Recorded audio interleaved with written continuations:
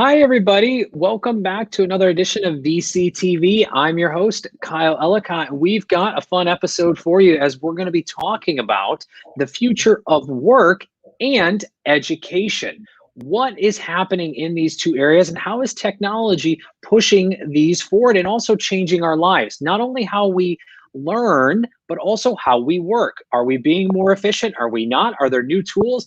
Are we going to be stuck in Zoom the rest of our life? A lot of fun questions to talk about and conversations to be had. But before we introduce today's guest, a big thank you to your audience for tuning in. If you're liking what you hear, make sure you click subscribe, share the episode, and also check out the archive on LATOKEN.com to hear from all of our speakers today and the entire VCTV family of speakers as we bring together the best and the brightest from around the world to share with you their thoughts and insights and on-the-ground perspective around different technologies and industries along with regions around the world. And if you'd like to be on a show like today as an investor or as an entrepreneur to share your company product or service, do reach out to the team and or myself and we'll find that right spot for you. Speaking of the team, a big thank you to the LATOKEN team and to Maria for making VCTV possible every single day, as we couldn't do it without them. With that, I am your host, Kyle Ellicott. We're going to go ahead and introduce today's speakers. Mr. Gary Fowler, the Grand Master of Artificial Intelligence. Welcome back to the show. A little intro, a little background. Thanks, Kyle. It's great to be here. My name's Gary Fowler. I'm a serial entrepreneur and investor. I've done 17 companies, been involved in startups over 30 years. I'm also an investor, built several funds, including a seed fund, building a $100 million impact fund out of Atlanta, Georgia. I love AI, just love AI, and love quantum computing. I've written, my chief of staff said I've written 120 plus articles already. So kind of losing count of them, but I love it because AI is a new electricity. I am the CEO, co-founder of GSD Venture Studios, a premier global AI venture studio, helping companies go global using Silicon Valley as a port to the rest of the world. And it's great to be here, and it's great to see our VCTV family today. So thanks, Kyle. Appreciate it. Absolutely. Thank you as well, Gary. Kathryn, welcome back to the show. It's a pleasure to see you. A little introduction and background as well. Hi, Kyle and Gary. It's really an honor to be on this panel with you. I admire your work and I thank you. And I look forward to learning from you today as well as the rest of the panel. My name is Kathryn Cartini and I am the co-founder and partner of Chloe Capital. We're a movement-driven venture capital firm that invests in women-led technology companies around the world, focusing on SaaS and marketplace. And in addition to investing with a gender and a diversity lens, we also partner with universities and foundations and corporations to host what we call Invest in Women programs, and these programs help catalyze fundraising efforts for female founders. So because of our collaborative approach to early stage investing, some people call us a movement, and there's about 20,000 people around the world that are participating in some way, shape, or form. In addition to Chloe Capital, I'm also the Chief Investment Officer at Social Venture Circle. This is a national network of angel investors who focus on impact. And impact to them means so much more than just investing, again, with a gender and diversity lens. They're really looking for companies whose solutions align with the United Nations 17 sustainability goals. And we had a call earlier today that spoke to more about that. And then to wrap it all up, in addition to the National Science Foundation and me being an instructor there, I'm also a venture partner with Republic, which is a crowdfunding platform. And I love this platform because I really see it as the future of education to get millennial or younger investors involved in what we're doing, because you don't have to be part of the 1% to put a little bet down. Wonderful. Thank you, Kathryn. Very excited to continue to learn more about your background. Instructor at NSF, we'll be talking a little bit about that, but then also you're right around Republic, being able to educate all generations, but more particularly the younger generations coming about investing and finance as well. So definitely looking forward to diving into that topic. Last but not least, Frederick, welcome back to the show. A little intro and a little background. Hello the world. My name is Fredrik Sandvall. Today I am working out of Sweden. Normally I work in London. So I love deal making. I'm just like Gary, serial entrepreneur and investor. So in the last month, I've sold out in 3 different companies. So there are transactions happening despite COVID. I love education, and we have supported United Nations goals number 4, which is quality education, for many years, partly through our podcast called Invest in You, partly by sharing and giving through organizations like B1G1, Buy One, Give One, which we like a lot. And I am also involved in education through one of the premier boarding schools in Sweden, having also a son and a wife there, as well as high school education where I got a teenager.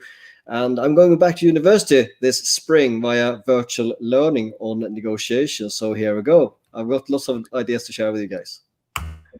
Love it. Thank you very much, Frederick. And again, welcome back to all of you today. And jumping right in to today's topic, education. We go back a year ago, completely disrupted in many different ways from all age groups. However, shift a little bit into the midsummer, we had more education opportunities than ever, including us shamelessly promoting VCTV, educating many around the world. We had podcasts, we had webinars, we had events, we had everything. Education, it seems like you had so much education, you couldn't get enough of it, or if you couldn't learn something, just turn on YouTube and there was there. It gave us the opportunity to learn from everybody and anybody, some of the world's industry experts opening up their minds, sharing with us.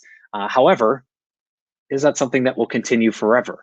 As things start to come back into a more open world and students, for instance, start to go back into schools, as adults, we start to rethink about education and look at it, if we need it, how we need it, etc. On the flip side, work, the future of work. We've got more tools that we're using. Some we were all using, some we're using exclusively now. As I mentioned, Zoom, my little joke earlier, we all use Zoom 24/7, it seems like, or multiple times a day, more than we ever have. However, how will work change for us? I read a report yesterday from Bloomberg that right now, the average individual working from home, which all sounded sweet and exciting, is actually working about 2.5 hours extra per day. That is probably not sustainable for the average going forward. So how will technology and how will these other changes play a role into that? We also are seeing co-working spaces start to kind of shut down as people are not going back in the office. So again, future of work, where does this go? So with that, I want to come to each of you on the future of, let's start with education. What's going to change and how does education look and reshape as well? And maybe where are some of those interesting areas of focus? And Kathryn, I want to start with you. Finance and investing is a top of the top when it comes to the future of education holistically, but would love to hear your thinking on where education goes from here. Well, oh, sorry, Kathryn, it looks like the mute button got you there. My apologies. That was my fault. So I've learned, but thank you so much, Kyle. You know, for us at Chloe Capital, we have a certain perspective when we look at education because we're always looking at it from a woman's perspective. And right now, as you have so many women who have fought to get a seat at the table, in addition to being caregivers for elderly, their parents, as well as the mommies of their children and the perfect little wives for their spouses, it's all compacting together.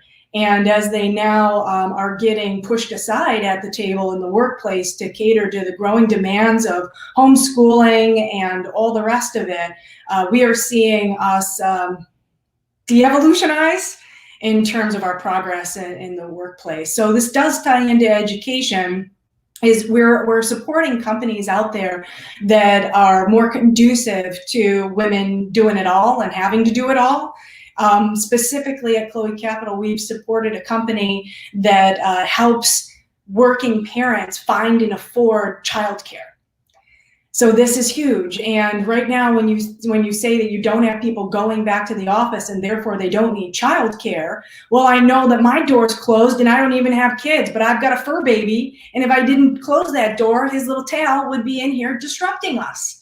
So in order for us to continue to have progression, we do have to find ways to support the innovation out there that is allowing our working parents, mothers particularly, to continue moving forward. So Just having the necessary childcare is one of them. Other tools for education will be amongst them all. Kyle, you mentioned right off the bat, who knows, how long the Zoom is going to last. So when we talk about platforms that are now assisting with the everyday education of our children, we are going to have to incorporate, for better or for worse, some kind of a hybrid method where kids are going to be learning from home. And what does that mean to security of information, IP protection of information, engagement, retention? These are all problems that our universities and our colleges and likewise are looking at. And there are a lot of entrepreneurs right now who are building solutions to help them. It's an exciting field to play in, and I'm glad that we've got some bets down. Absolutely. Glad you guys are as well. And we also welcome furry friends onto VC TV here as additional co-hosts. So any of our listeners out there, future speakers as well. Frederick, to you, same question. Future of education, you're also involved in this space pretty aggressively. How do you see this all evolving over the next couple of years? And again, thank you, Kathryn. So on the note of furry friends, Mr. Dorsey is luckily not barking. So education, it's interesting to see how the education system potentially might play into the future workspace. What do I mean by that? Well, the teenagers learn to work virtually way better than many of the parents. And they pick it up faster than the parents as well. So everything from teamwork, outbreak sessions, everything is just coming in very handy for potentially for the future. Just to give you a little perspective, I have been very active in the United Kingdom and Sweden. Sweden has been really early on to adopt ways of distance learning by a very high degree of technology spread in the country, while the UK has been suffering a bit from not having as advanced pre-setting conditions for digital learning. And also different countries have been closing down or not closing down to this whole COVID situation. And the same with the aspect of higher education. So the thing I would like to put into the mix is as a preparation, of course, we need to have a dog barking, that's part of the game. Yes, I was checking screen times amongst the family. And so late teenagers, 8 hours per day in addition to the schoolwork. And that's mainly spent on YouTube and learning actually on YouTube, not only just browsing. So a super high content generation on YouTube, which leads on to the next thing, where and what is the source of education, the quality of education, and sometimes we never criticize the source. So that's just something I like to flag for any of the other guests also to mention, like the quality of the material that people learn from is something to put out there as a little question mark. Okay, over to you, Kyle. Yeah, thank you, Frederick. And I think what you're also referring to is that, there is so much education opportunities out there that some may be just taking it blindly and not realizing source and whether or not it's true education or just misdirection as well. So it's a very good point. And thankfully, we have a number of platforms that continue to rise and those that have been around and very well established that are helping on that. But you do bring up a good point. And Gary, I want to throw it over to you again. Future of education, where do you see this all evolving to here in the near future? I think it's already started to evolve, Kyle. And by the way, when you were saying about the furry friends, I had to look at your beard and I thought this is kind of funny. Because I've seen you with that beard for a while now, and I just put two and two together. So anyhow, the things have fundamentally shifted over the last year with the digital transformation and the changes taking place around the world. So, I'm not sure it's 2.5 hours a day in terms of the increased workday, by the way. I think it's a lot more than that. I mean, I'm starting at 4:30 in the morning. I go to 11, 12 o'clock at night. Sometimes I'm on, 1, 2 o'clock in the morning on an event in Africa or Dubai or Asia. So, I mean, I don't even, actually, to be honest with you, I don't know when, I should measure the time off screen, not on screen anymore. Correct. I'm spending a lot less time. If I on my phone, I don't know about you, but I'm with my phone every 5 minutes. I'm looking for email. You Right? betcha. Yep. It's weird. And if you go to dinner, to go to dinner out with somebody, you're out talking, people are picking up their phones. It's like they get nervous if they're not. So we've changed. Anyhow, with education, because of these fundamental shifts that had to take place, and because we were forced to go through the digital transformation, we've thrust upon us a year ago, little less than a year ago, was this whole idea that we need to keep moving forward. And after the shock of the COVID, we actually came up with some very interesting technology. So the basic was people started on Zoom, and then they started coming out with some interesting tools to use. Then they started going to collaboration. We need to make it more interesting. Then VR, XR, AR, to be able to make that truly immersive experience. So the beauty of the situation is, a child can be in their house and they can travel to the deepest parts of Africa and go on a safari without ever have left the room. They can travel, go up Mount Everest. And now imagine being able to put on goggles and to literally place yourself in that situation. So, and then using artificial intelligence to having highly hyper-personalized tools. I say almost like a concierge or tutor, an intelligent tutor that's with you all the time, guiding you through the learning process, helping you through math where you make mistakes and understanding, cognitively how you think to be able to address those issues. So those are some of the technologies that are coming out. And the beauty of it, we've been forced to go through it. McKinsey said that 92% of companies were going through the digital transformation, but it would take 10 years. Well, we had to do it in a very short period of time. And on a very positive note, this has really forced us to do things differently. It's forced us to be able to talk about education. Cross-border education now is at an all-time high. It's not like it was. I was just looking in yesterday. They've got now, you want to learn a foreign language, Chinese, Kyle, you can go down through and they have tutors from all over the world. Now I see it on Facebook, right? And before you didn't see those kind of things. So we've changed a lot, and I'm excited about the opportunity. I mean, it wasn't great having COVID, but what it's forced us to do is really made us as jobs that think differently. I mean, you're right. We've got three different time zones on this call, four different time zones on this call right now. So, we definitely have that availability to have that international education, unlike we've had in years previous. It'll be interesting to see how that continues to go. And as new platforms come out, whether it's video, whether it's audio, whether it's something else, it continues to open that up in many ways. And Kathryn, it sounded like you had a comment on something Gary was saying, so I wanted to come back to you to see if you had anything else to add. Oh, I don't know. I apologize for interjecting. I'm sorry about that. I just, when I hear about the hours that we're all spending working, I think to myself, yeah, but that's also been my competitive advantage throughout this last decade. So now, when you say 2.5, 3, 4, 5 hours extra, not dealing with your commute, being able to be international in the click of a button, being glued to your phone, that just has been general for me. And my friends joke that my life is pandemic proof. It is, but I did it myself.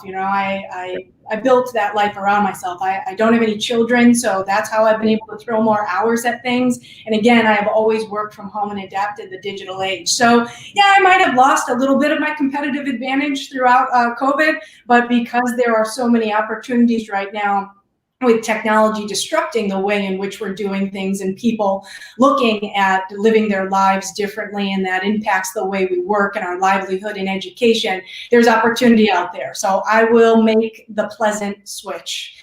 Going back to work, the future of work and education, and the topic of all of this, we really know that our world has changed as we know it, and it's really the end of jobs for life. When our parents were working, they stuck with, Dell or, Niagara Mohawk or, some kind of a manufacturing type of a job. And that was that for them. But for us, no, we're hippity hopping all around. And then, of course, now you've got the emergence of the gig economy. So now this all folds into each other, but really all that means is that there's another wave of digital transformation knocking on our door.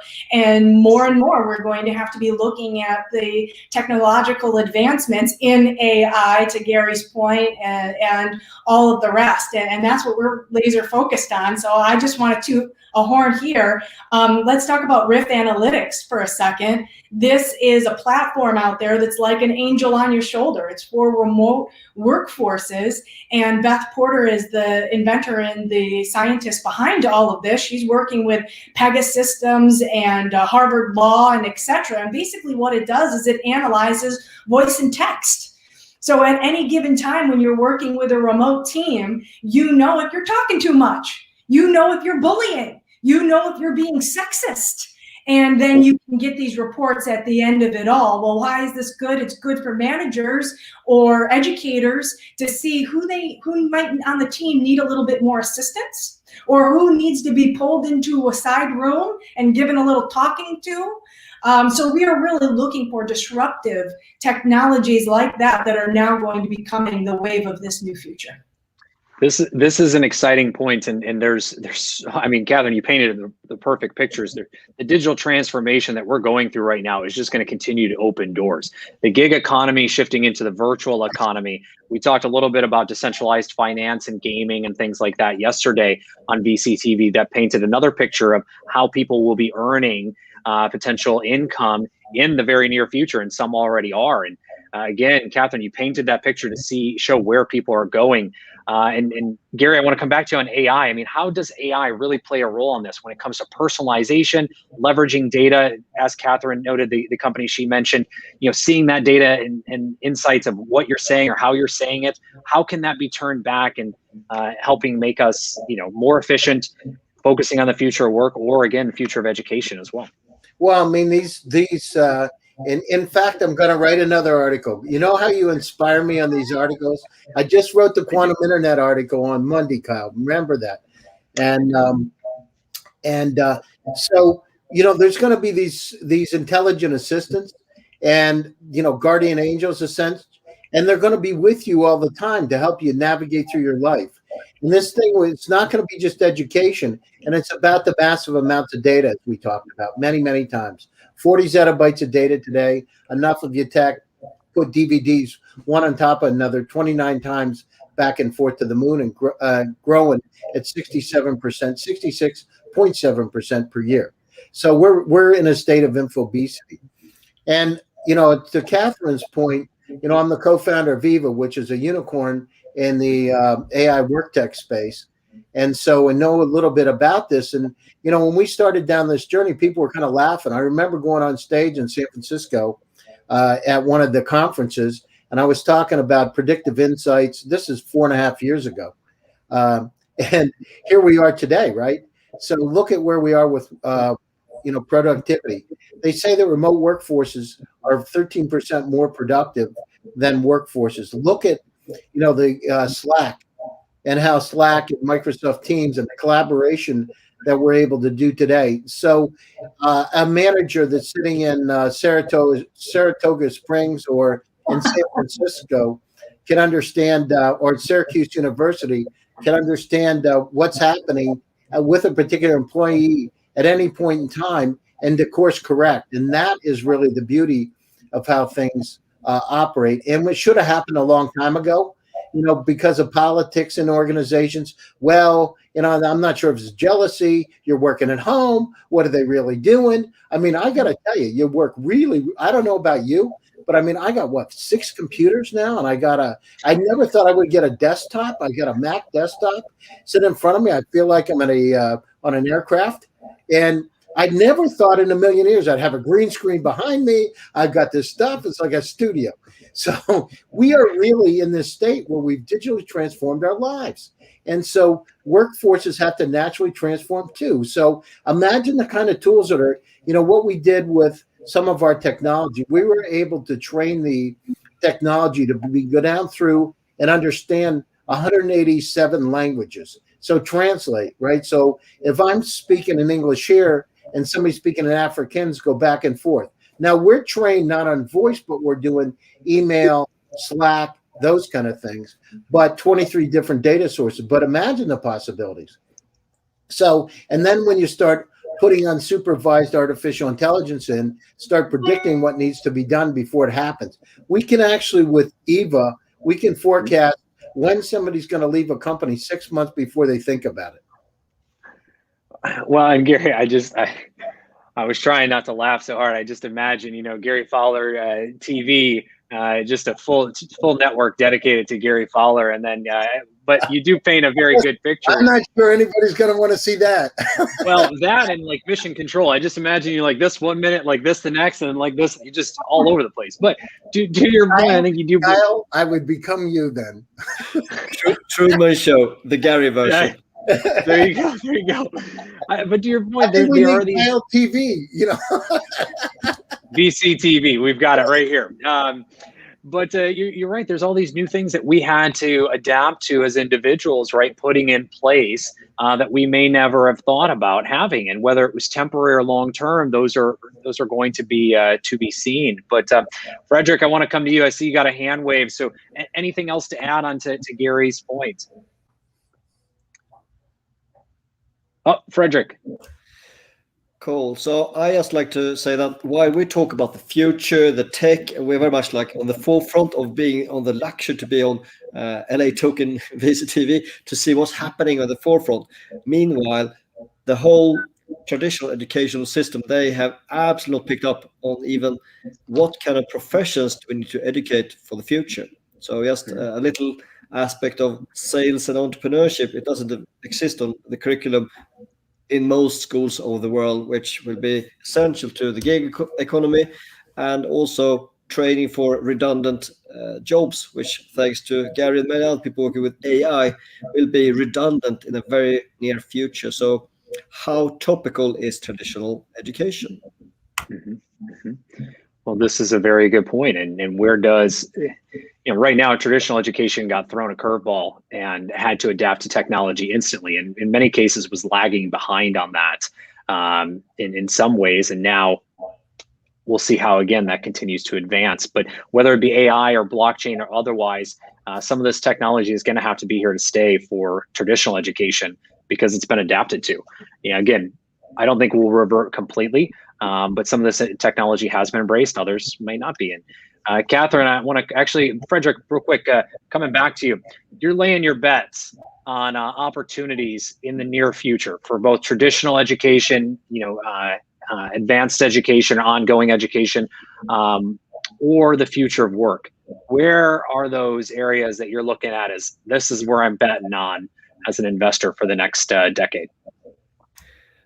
I've got the luxury to sit in Sweden where the whole educational sector has had a major transformation. So think about education plus private capital or venture capital. Here we have seen a very big part of the higher education to be transformed and actually be owned by venture capitalists, benefiting from things. I need to pause myself because of the lovely dog.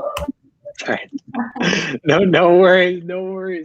Kathryn, I'm going to come to you on the same question. I mean, you're involved in Republic. You see a ton of different companies. It's also, again, a great education tool itself.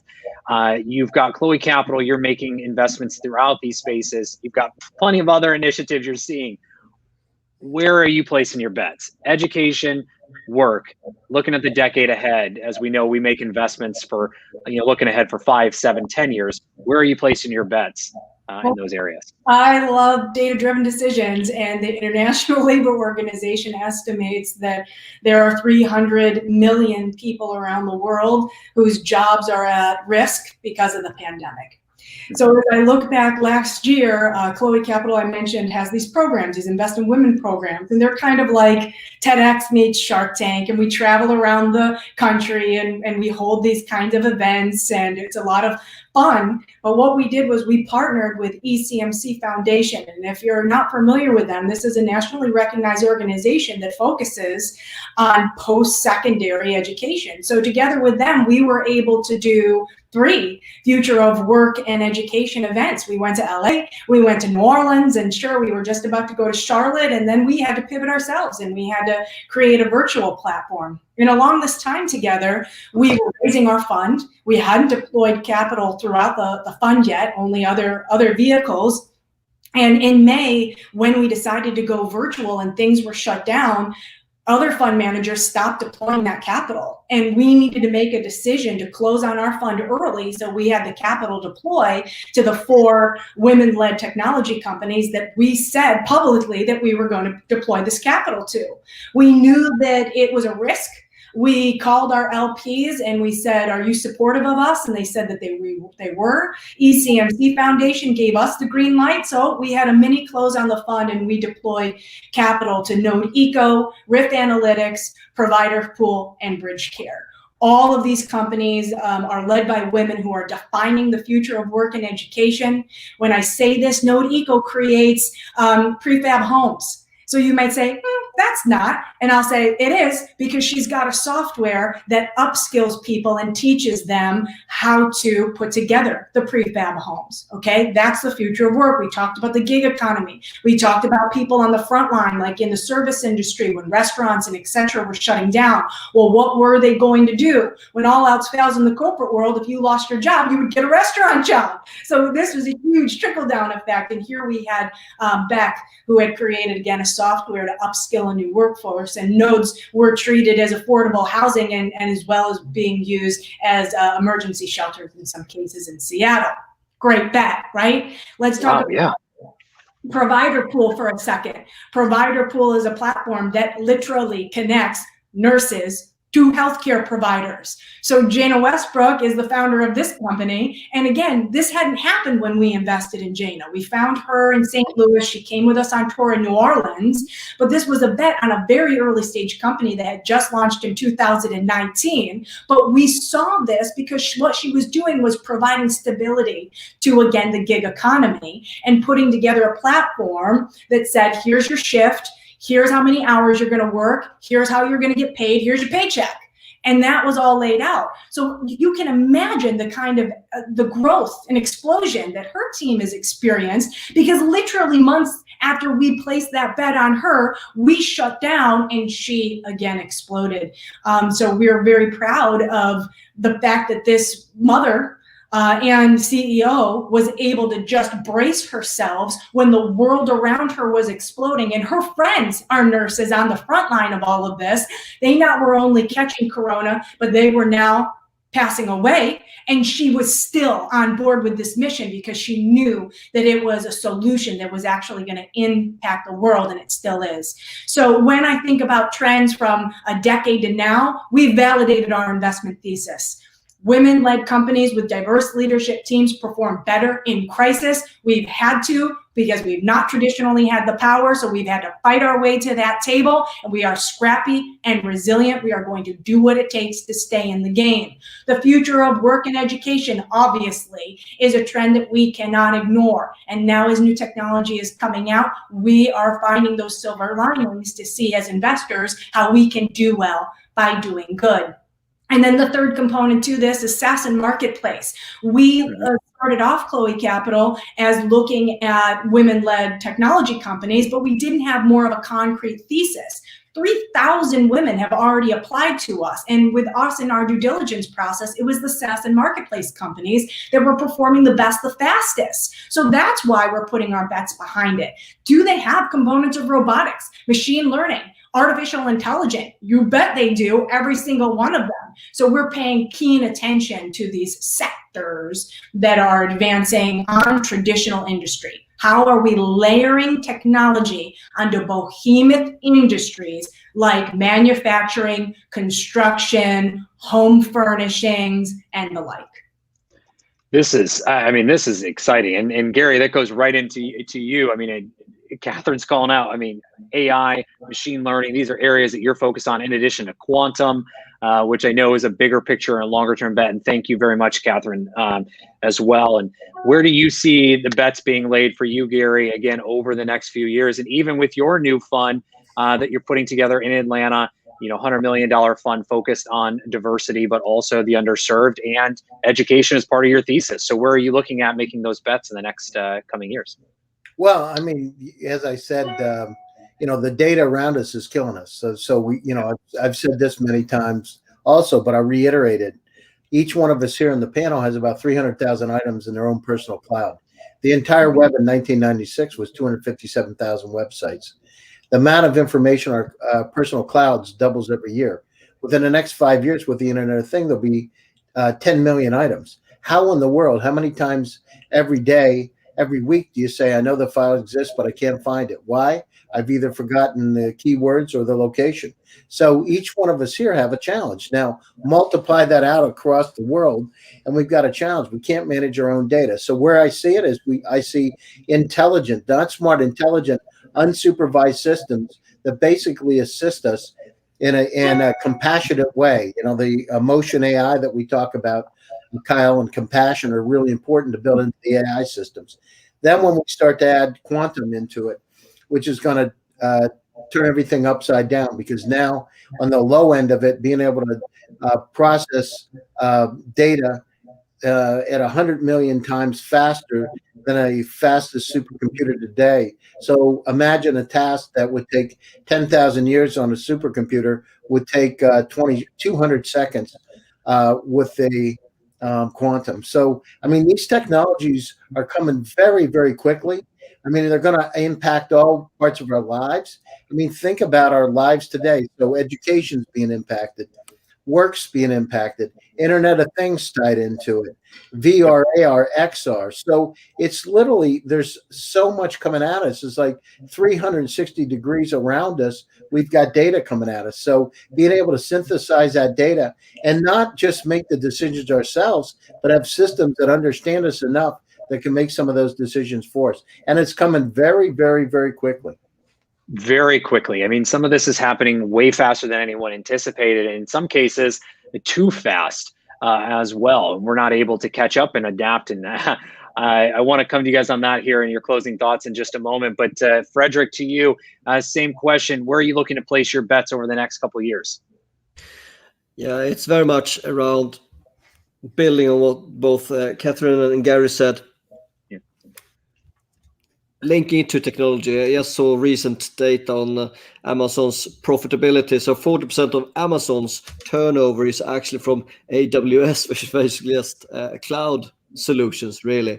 And if one of the biggest companies in the world has got most of the revenue, 52%, coming from that aspect, and yes, the speed of data is just so incredible. So I very much invest in the direction of where Gary is. Where the intersection is between education, people, but most importantly, with the multiplier of data power. And we can see how the biggest companies in the world and the strongest next generation of unicorns are very much not at all from traditional industries. It is from that intersection I just mentioned. I agree. And Gary, I want to come to you for closing thoughts. Where do you see your big, bold prediction here as we come into 2021 and shifting into even looking at 2022 already? Education, work, your prediction and your closing thoughts, and then where can everyone find you in GSDV online and also potentially to be educated as well?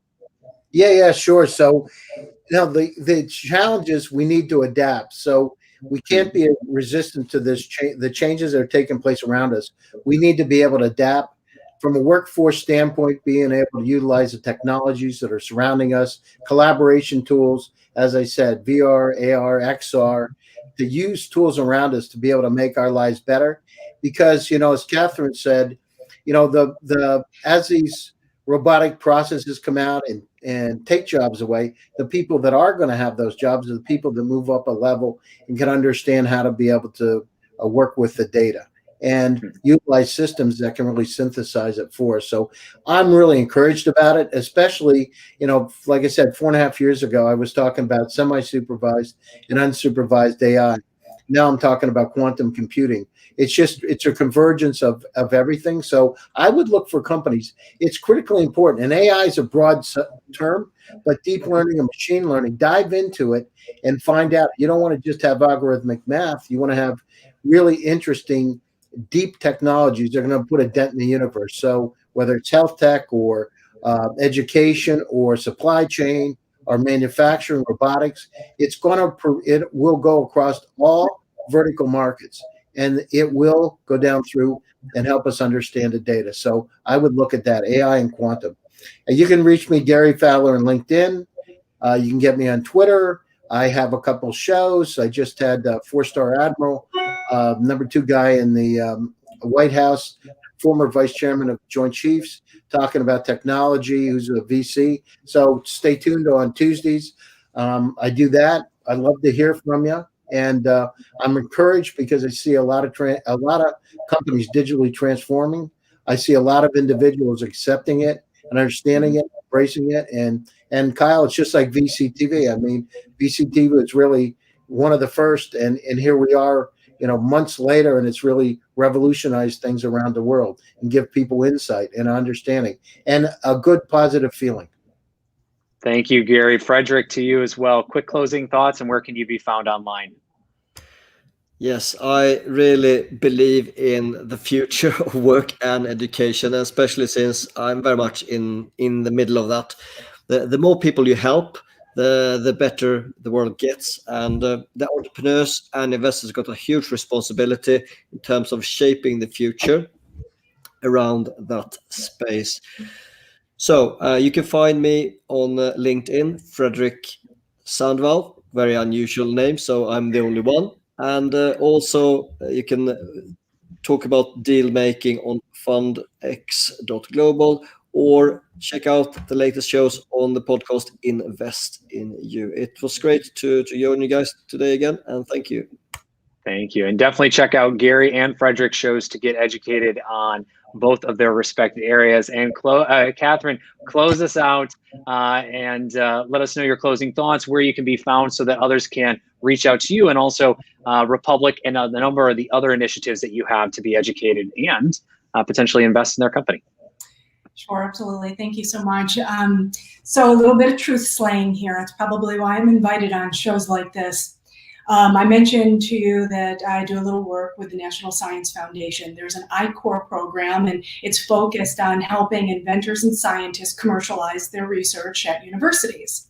Well, we just went through a program, and there were 2 teams that were working on the future of education, and they were young and brilliant and hungry and passionate. And I said, oh, I love that we're using this as a beta test.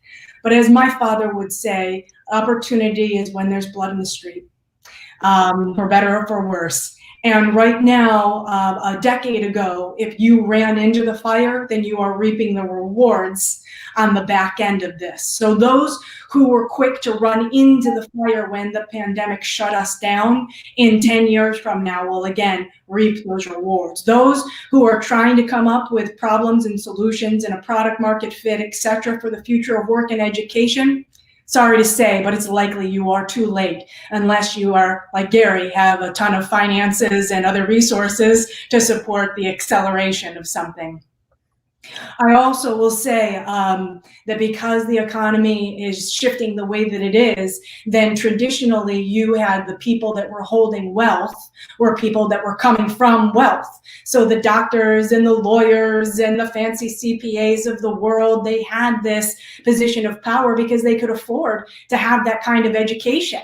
And they were the decision makers because then they had the degrees and the knowledge to be making those decisions. But now when you've got the disruption of technology, the people that are going to excel are the people that know how to run the machines and the technology. Again, to Gary's point, he can predict if someone's going to leave a company 6 months in advance. So you don't need an HR manager trying to assess and be on the ground with the masses and listen in on the water cooler anymore. He's using AI and machine learning to see what are the movements that are leading up to somebody making a switch.